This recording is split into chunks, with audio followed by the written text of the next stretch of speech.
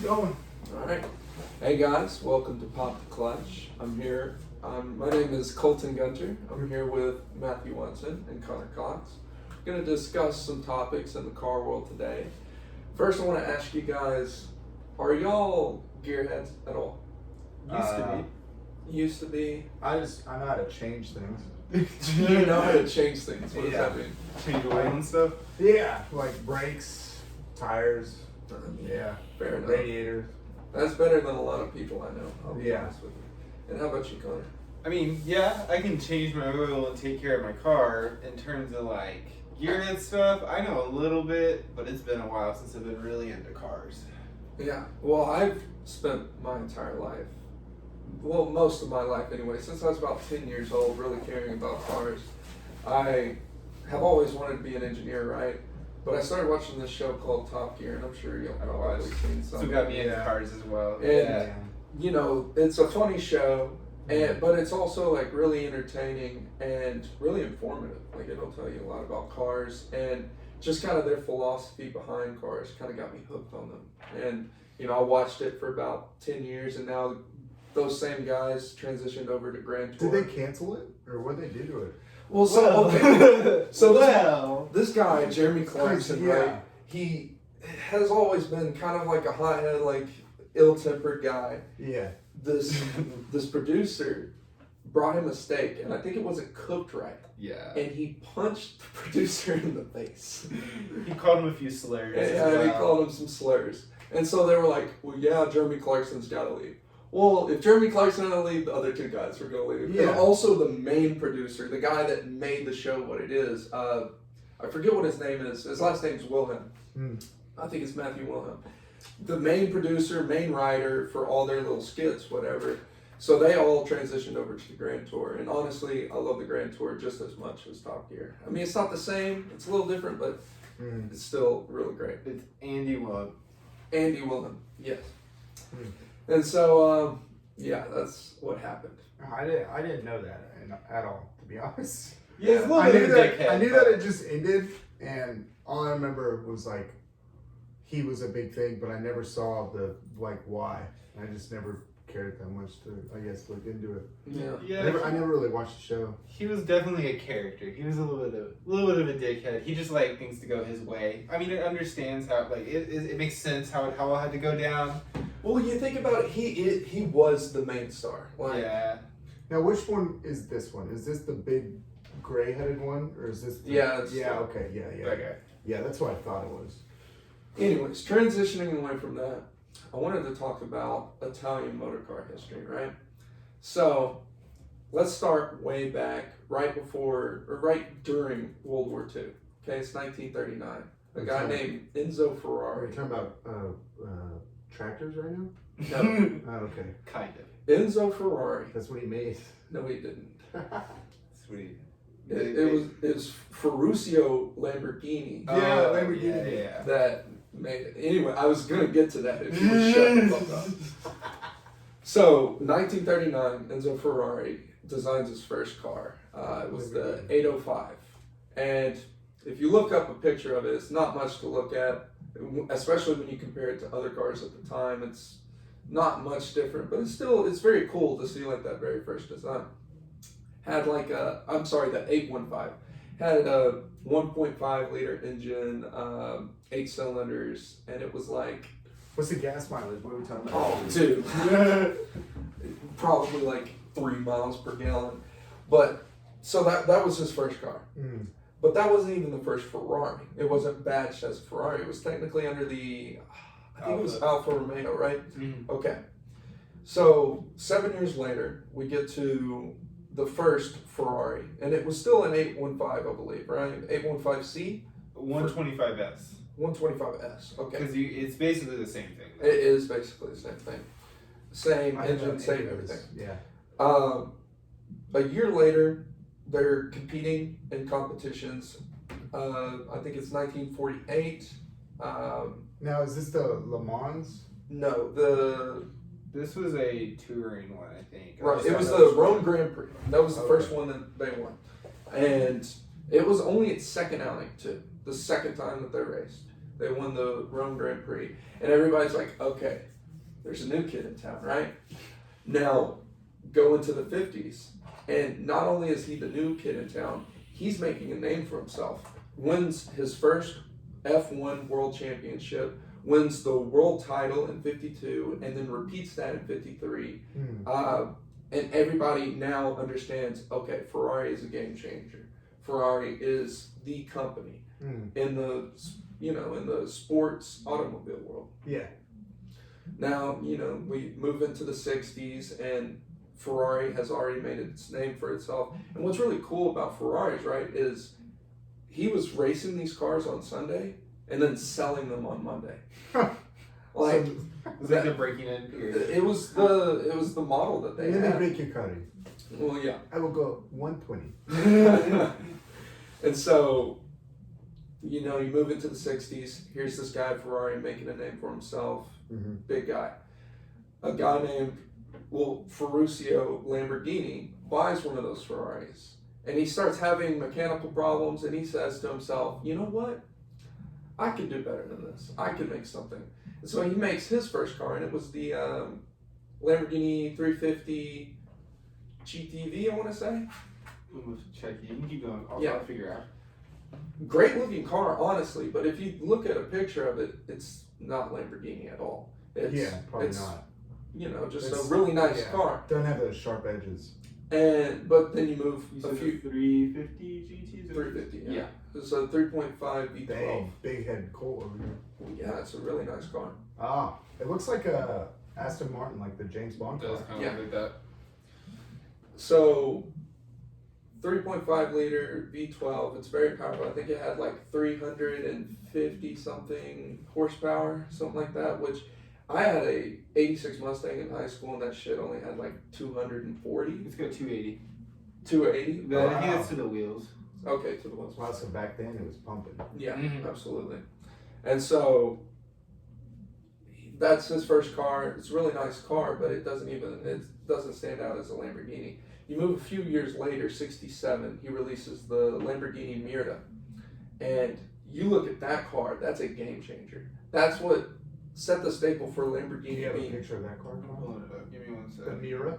M-I-U-R-A. What does that mean? I think it's bull, right? I'm gonna find out. Because what is the Murcielago? That's bad. Right, yeah. And that's like the most famous Lamborghini is that one. That's debatable. But Well, it's the most famous pop culture wise. I guess, I don't know, the Countach? You know the Countach, right? Whenever you go to a book fair, whenever you're a kid, Like, you think- saw the Murcielago. Oh yeah, okay, I know what that. Yeah, you saw the Murcielago as opposed to. You think 80s car, you think of a Lamborghini Countach. Like, that's the quintessential. Is that like the Vice City? Yeah, exactly. Okay. That's like the GTA one? Yeah. Okay. So, alright, going back. So, the Miura is released 67.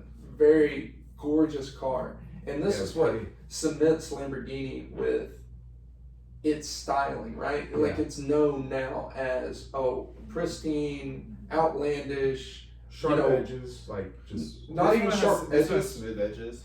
Not even sharp edges, but like not afraid to break barriers. It's just aggressive. And so that was kind of their model going forward. You look at the Countach, the Gallardo, the Murcielago, the Aventador, the Hurricane, all these cars, like the Veneno, the Sesto Elemento.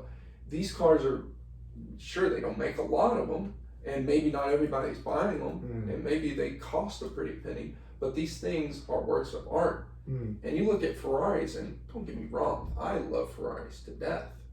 The LaFerrari, the Enzo, the F40, these cars are doing sort of the same thing, but it's not the same as Lamborghini. But then you also have the thing on Ferrari side is their competition in racing. They are standing high above everybody else in the field. So my question to y'all is, how do y'all compare Ferrari and Lamborghini? That's a good question. Yeah. Because we're talking about the greatest. It's debatable, but a couple of the greatest automobile companies of all time. Well, I would say I would rate Ferrari ahead of a Lamborghini in terms of like innovation and just like all around speed. I guess, but I would take Lamborghini over just like pure design and pure like I want a Lamborghini more than I would want a Ferrari. Absolutely. Does that make sense? Like you want a Lamborghini in your rap video, right? Yeah. Like, I mean, a Ferrari's still nice in the rap video. Ferrari's still nice, but if I'm making a rap video, it's gonna have both. Right. Yeah, I'm a big spender. The thing about Lamborghini is not everybody has a Lamborghini, and not saying everybody has a Ferrari, but a lot more people have Ferraris. Look up the sales statistics for Ferrari. Oh, it's a lot more. But yeah, I can pull it up. Give me one I second. know Ferrari. I think they sold Thanks, Gunter. 4,000. I want to say 4,000 last year. I'll figure it out. Hold on. And then I would wager to bet Lamborghini is a fraction of that. Yeah, probably. I would definitely take a Lamborghini over Ferrari, but I have a counter for a older generation car that I would take over both of those, and I would take a Rolls Royce over both of those, or a Bentley. So Ferrari, and so the most recent stat it's giving me is 2018. But Ferrari in 2018 sold 9,251 units, and Lamborghini limits theirs at 8,500. Wow. They don't ever sell more than 8,500. And how many did you say Ferrari? About I 700 did more. not know that about 750. Lamborghini. I know there was limited. But I Okay, did not so know it was it's that actually pretty limited. close. Mm-hmm. It's just different mindsets. Like, so Lamborghini is more, to me, it's more going to be about the look of it. It's going to be not necessarily how it drives, because everything I've heard, they're still going to drive clunky. They might be fast, but they still drive clunky. Yeah. Um, Well, actually, I just saw a review about the Hurricane. They released, I think, what's the the name? LPT or whatever. Yes. And it's actually really great around the track. Like, apparently it's, I watched the Grand Tour, so it was like a year old at the time. See, that's like, to me, I'm a casual driver. Like, I'm not looking to go fast. If I have a car that can indeed go fast, then, that's a plus. Right. But I like more luxury and riding in style than. Here's the thing, too, Going you got to fast. think about this. But I love the People designs of buying these Lamborghini. cars are not caring so much about driving them fast. They're caring about showing up to places. Yeah, in these exactly. cars. That's why I said I like it more because of the style. And so let me tell you about that as my experience as being a valet. If a Ferrari pulled up or a Lamborghini pulled up and we only have one spot in the front, which one do you think the is Lamborghini. The Lamborghini, Yeah. you're right. Because they're also usually bright colors, too. Yeah. Yeah, they're just See, beautiful cars. That like lime green pulls up. I like that lime. Like that's the only lime green that I think looks good on a car is the Lamborghini one, or the green that they have. I don't know. It's Yeah. like a very bright green, and the bright yellow that they have. That looks so clean on that car. Yeah, But absolutely.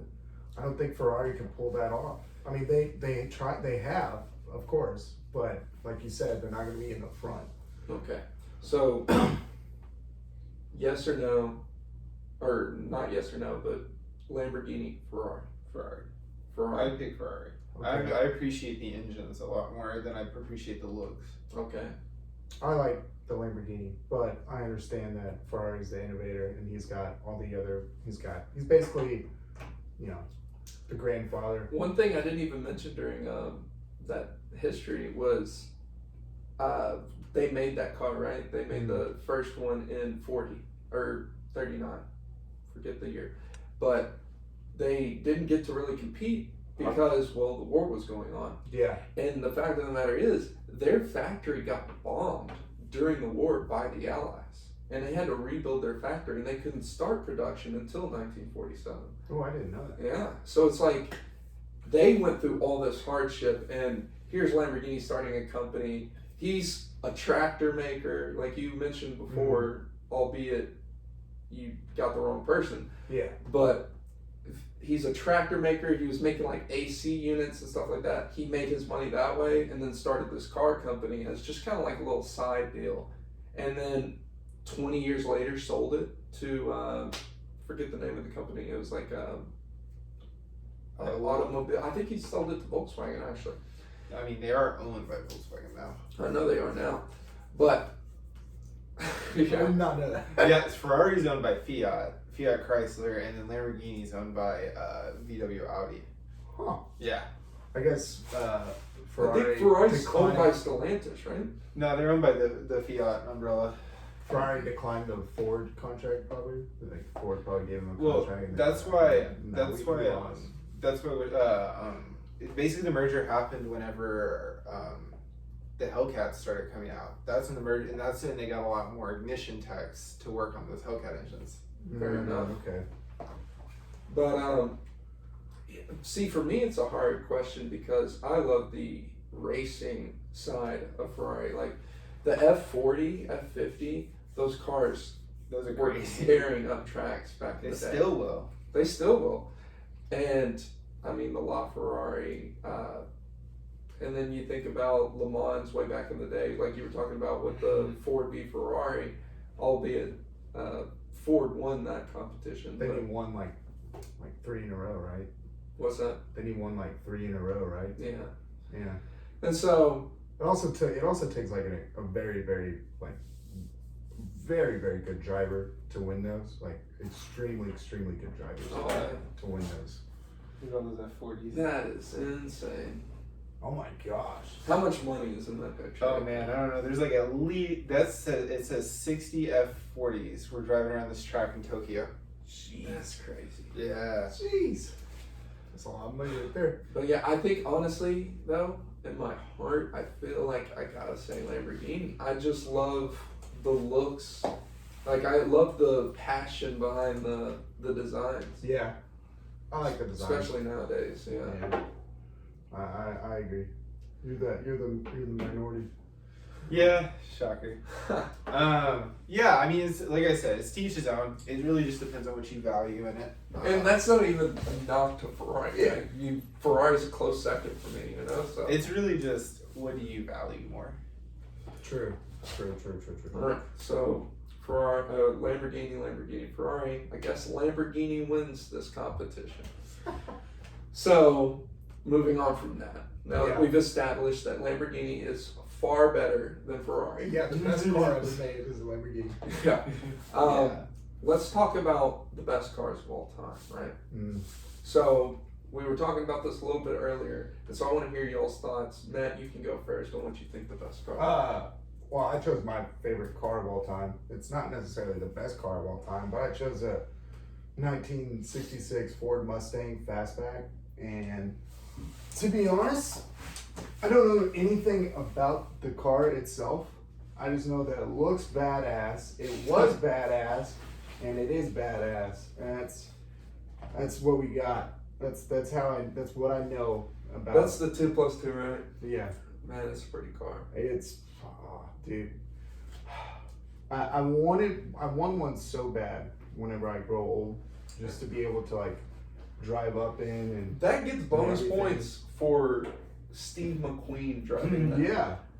Yeah, he made it like absolutely like pop in the. Like, have you ever watched that race scene in Bullet when they're the race? Yeah. tearing through San Francisco, Nothing going nice. down that? There's no music. There's nothing. Just cars Yeah. and engines. It It's sounds still amazing. it's still like revered as one of the best like chase scenes of all time. I would honestly say it's probably the greatest.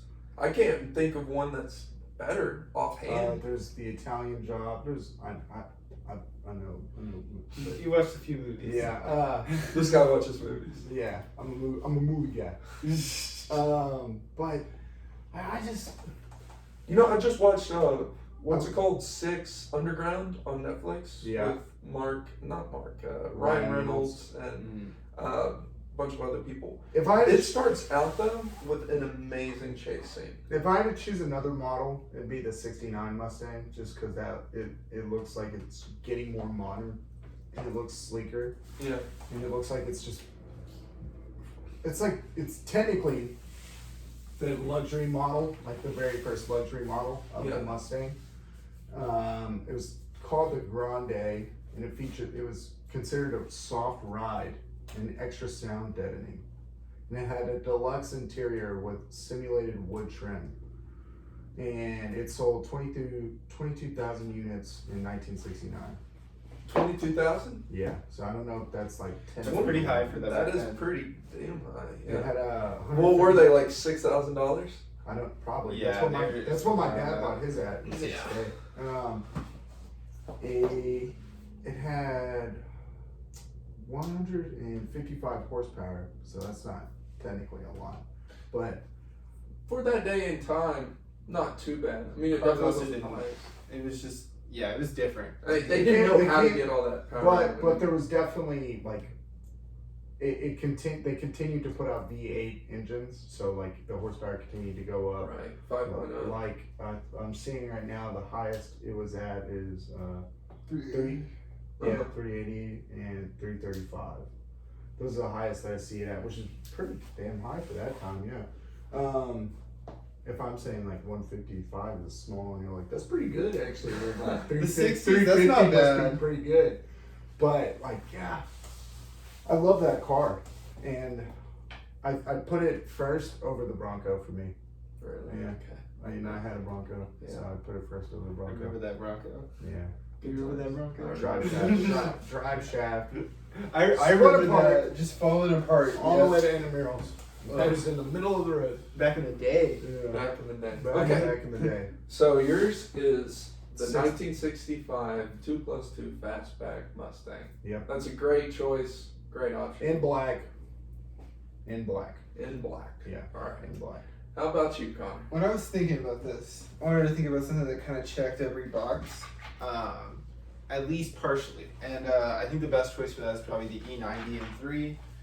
Those were made in 2008 to, let's see, they were made from 2008 to 2013. But yeah, so basically what you get with this is you get the purest driving in terms of like your handling you're going to get. Because that's what the M3s have always been known for, you know, the least amount of weight that you can have in a luxury car still. And then it checks that box of a luxury car.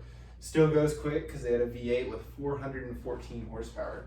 And that thing had 8,000 RPMs, which is one of the best parts about those is that it can actually hit every RPM on there, and it just sounds beautiful.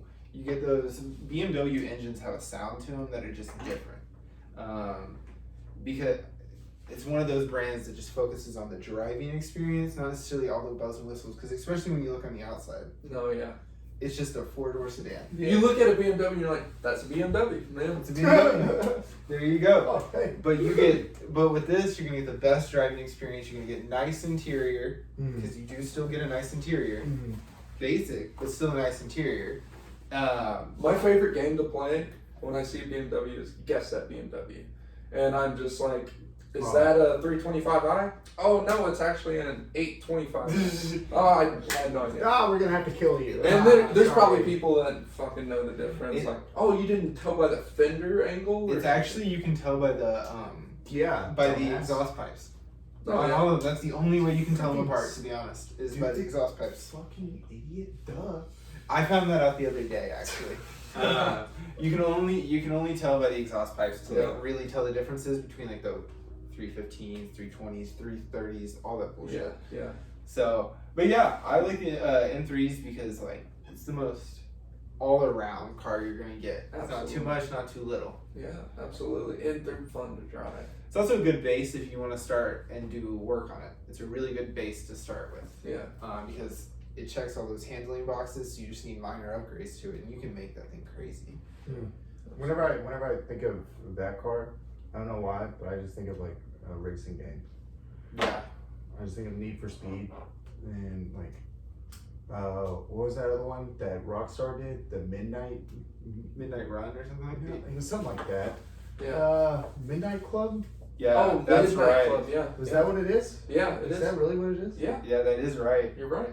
Am I wrong? Oh my gosh, yeah. What? that Midnight Club. does not sound like a real thing. It was I don't a know good why. It was a game, good too. yeah, it's the whole basis for like the racing and driving in GTAs. That's how they basically made that game so they could focus more on handling Yeah, and make sure that driving is better. yeah. It's kind of crazy what Rockstar does. They always make like a base game and then they take things from that. Yeah. But I mean, a lot of video game designers do that. But we're not talking about video games. We're talking about cars. So get into yours, big guy. So this is a hard decision, right? Country bumpkin. Very hard decision. But I think I would go. I said the '63 Corvette, right? Mm. I think the greatest one of all time is the Aston Martin DB5. I don't know if y'all have ever seen this. I'll pull up a picture for you guys. What you got? I'm just wanting to see it. I mean, it's just absolutely beautiful, right? Oh, that is the James Bond Yeah. car. Goldfinger. Yeah.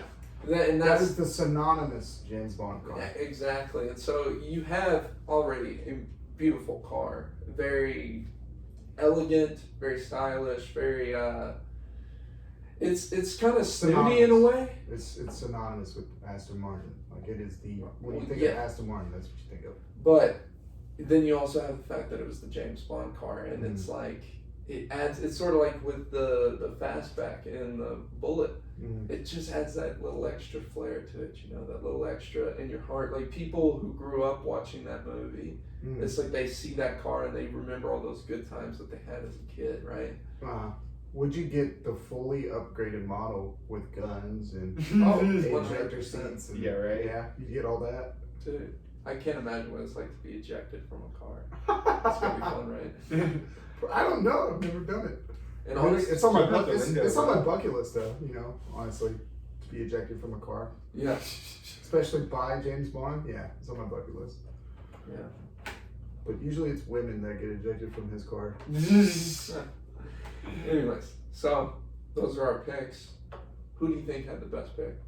I mean, we're gonna pick ourselves. Yeah. If you didn't have to pick yourself, who would you choose? myself. No. Probably Maz. Really? Yeah, I don't like the Aston Martins to be honest. Why is that? I think they're ugly. Really? I think they're incredible. Like I get the pop culture behind them, and that's cool. I respect that, but I think they're very ugly cars. Damn, that's crazy. Okay. Yeah. You're gonna make all the people watching so mad. Don't get me wrong. I respect what they are. I'm just not a fan. Fair enough. Fair enough. We all have our taste. I'd It's probably, like looking at Jennifer Aniston and saying, "That's an ugly bitch." Yeah, no. I'd probably go with Colts. So now, if he chooses you, it's a tie. Now he's not going to because I know I have to ask him. I honestly, here's my thing. I really don't like BMWs either. And it's kind of for the reason that you Same pointed reason. out. You would fuck Because you said like no bells and whistles. Like I look at cars, right, and I try to see like their soul behind them, right? Like Yeah. Different mindsets. Exactly. Different mindsets. and so I look at a BMW and I see that's a machine right there. It's a great Exactly. fucking It's a great machine. That's awesome. Yeah. And so I would go with Matt's. So yeah. That's Looks a like dub. that's the one right here. That's a dub. The 1965 2+2 fastback Yep. Mustang in black is the greatest car of all time. Well, that's for today. There could be another one that we could decide here in the future, Very true. because we could go like all Because European. Matt changes his mind like he changes his mind on food, right? No, that'll never change. I love the Ford Mustang. That'll never change. But we could go European. Go greatest European cars of all time. That's also a good idea. Yeah. Okay, so now that we've established that Lamborghini is far better than Ferrari, and we've also established that I'm the a winner. 1965 Yeah. You're a fastback is winner. the best car, let's talk about cars that we're looking for right now in today that we could buy tomorrow. Okay. All right. So Matt, go ahead and go first. I go again? Alright. See, my first car was a Bronco. They know that. You guys now know that. I went from a Bronco to a car, and it was like an electronic car. It had a lot of problems on the inside. Like the power steering would go in and off, and like you would never know if it was on, and it was weird. But I've now gone to a Mazda, and I just want a truck again. So I would probably get like a low-end truck, not low-end, but like if I had the money, go high-end, and I think I would go with a Chevy, just because I like the black, and I like the way that they sit, and I like the way that they seemingly drive. Like they're not too high, Yeah. and they're not too low, Yeah. and they always look design-wise a lot cleaner and more smaller and not like necessarily like a huge bed Yeah. than like a Ford or like a Toyota or like Or a GMC or Ram. Yeah. And you know, I don't necessarily haul a bunch of things, so I don't need something big. So I honestly like the new Colorado, like the new the way it's like designed, is it the XL? It's that like the bigger version, the sport version, I guess is what it's called. The diesel version? No, it's just like it's the sport version. So it's like you get a Jeep, you don't get the base Jeep, you get like the bells and whistles Jeep. Yeah. I don't know exactly what it's called, but I would definitely go with that one, just because it looks badass, man. Yeah. And I mean, like, I don't need a truck to haul anything. Yeah.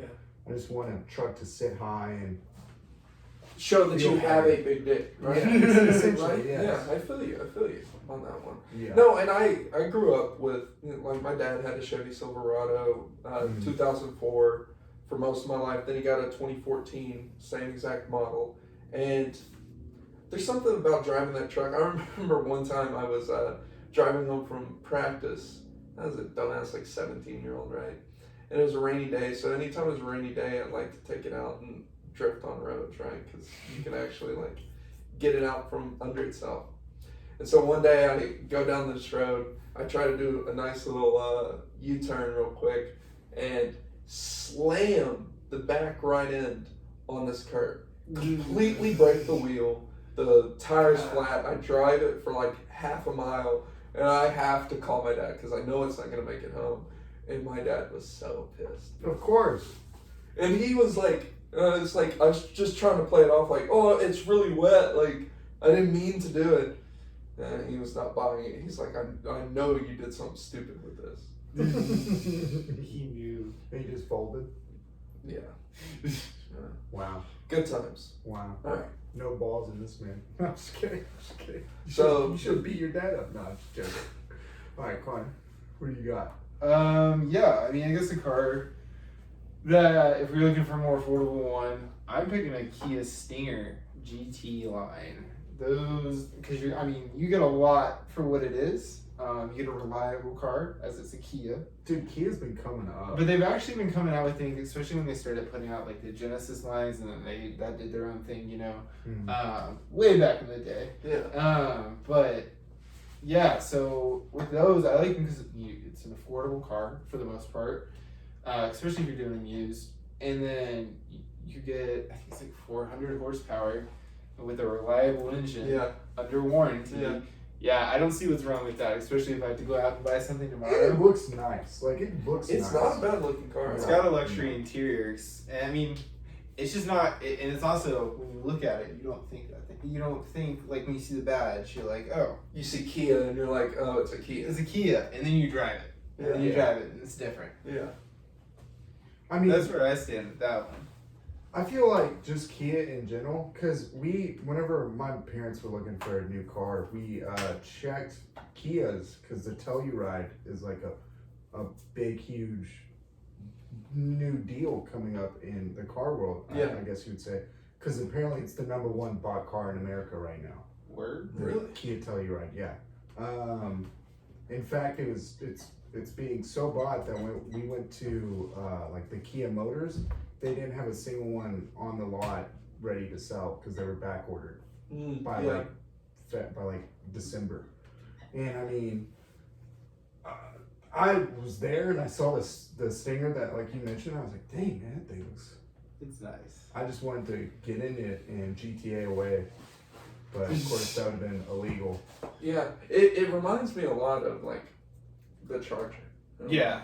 Yeah, I can see how the It's like Kia's little like competitor to the Charger. Yeah, I can see how you could put that, put it like that. But it's still But it's like a sedan though, I would say. I mean, it's well, the not like Charger Charger's is a a sedan. sedan. yeah, but the Charger has a bigger back, I would feel like. This thing's pretty long, dude. It is long, I agree, but like whenever I see the Charger, it just looks bulky. It looks Yeah. like You should probably look at that again. yeah, I'm looking at it right now. It just looks It's pretty damn big in the bag. Yeah. yeah, but Look at all that. Look at all that ass. I'm not dissing it. I'm actually dissing the Charger. I don't necessarily That's like. colors and Yeah, I agree. I don't necessarily like the way Oh yeah. the Chargers look. If I had to buy a Dodge right now, I'd probably get a Challenger over a Charger. Yeah. Just because I like the way they look more than Absolutely. because it looks more like a modern muscle. Yeah. Is what the Challenger looks like to me. Okay, Colt. Been asking all these questions. What's yours, motherfucker? No. Well, honestly, so you talked about the Bronco, right? You had a Bronco. I grew up in the back of a Bronco. It was the first car I ever drove in my dad's lap, driving a Ford Bronco, 86. I'd go with the brand new Bronco, and I would go with the Baja edition because, okay, I'm looking that one up. it's a great car. What's cool about it, too, is it comes preset within, the sat-nav system. It shows all the different trails that you can go on, and I think it's just America. It might be more, but it shows all the off-roading trails that you can go on, and I always love. My friend had a Jeep. We would go off-roading all the time. That stuff is fun. As long as you don't break anything, I guess, and then you're stuck out there trying to fix something with a rock sticking in your back while you're laying under a car, but. I don't know, it's a good looking car. I was worried whenever they were revamping it, they were going to make it look, I don't know, something crazy. Yeah, exactly. It was just going to be a new Ford F-150 with an EcoBoost engine. Right. That's a big gripe I have. Yeah. Well, the base model does. It's a 2.3 liter V6, I believe, and it's an EcoBoost. But the Baja edition comes with it's not a V6, it's a V4, I believe, or maybe it's straight 4. Yeah, it's an inline I four. like this Wild Track right now. I'm looking at it, but see, I like the new Bronco, but I've seen them on roads, and if they're not lifted, they just look weird to me. Well, have you seen look the weird. Bronco Sport? Because the Sport is not my favorite thing in the world. I Look think up that's the one I'm Bronco talking Sport. about. I think that's probably the one I'm talking about. It honestly just that's what It looks like an SUV, and it looks stupid. I don't know why they did that. It looks like an insult to the Bronco, and it's just not cool. Did you look it up? Yeah, that's the one I've seen recently. It's just. And It's I get definitely why not they did these it because others. it's cheaper and it's Yeah, but a lot more people bought it, but it's 100% not these other ones. I'm looking at these other ones. They're definitely more square and more comparable to the Broncos of old. But I got a question: how easy is it to take the back off? I don't think it's that hard actually. I watched a review about it, and it was. They said it was simpler than the Jeeps. Really? Yeah. Huh. Okay.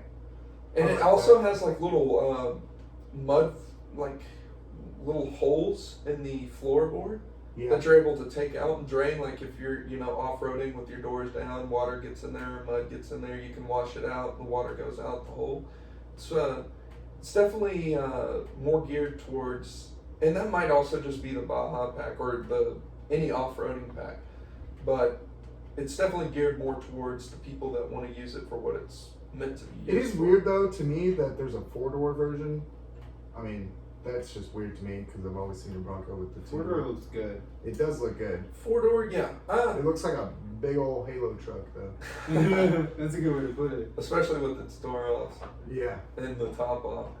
But yeah, it's it's got that nostalgia factor too, but man, I would love to drive that thing. I kind of want to go see if they have one at some Yeah, just go car drive one lot. around the parking lot. Fuck you. Yeah. Fucking Let me just steal. borrow your car. Hey, bro. GTA, right? Hey, sometimes you gotta. No, go to some car lot sometime and just try it out, see what it's like. Oh dang! I didn't know you could basically I'm on Ford right now. You can configure them how you want. Yeah, that's what I'm looking at. That's kind of crazy. Yeah. Just snap and push and lift away. That's what it says for the roof. So I guess it is a lot easier than the. I don't know though. I've never taken a roof off a Jeep. Have you? Off a Jeep, yeah. Yeah. It's pretty difficult. Yeah, it's annoying, especially older models. My friend had a 2006, I want to say, and then especially after the years, My brother has a 2007, and his is a pain. I'll tell you what, I don't know about the Broncos doors, but I know the Jeeps doors are pretty easy to take off. That's Like, easy, yeah. Yeah. You That's just pretty like take a strap off, lift it up, and it's done. Like, as long as you can handle the weight of the door, it's pretty fine. Okay, man. So, you got any other questions for us? No, I think that's it. But, so, next week, Mm-hmm. you want to talk about European cars? Like, Sure. let's just dive into it. Let's talk about all of them from England, you know, Aston Martin, Jaguar, Bentley, all the way down to Some German ones. German cars with BMW, Mercedes, Volkswagen, then Italy, France, maybe get into Russian cars. What about some Russian cars? Yeah, I don't know about the Russian. No Ladas? But yeah, so appreciate you guys being on this podcast. Of It's great to have you all as guests. Of course. This was Pop the Clutch, and we'll see you on the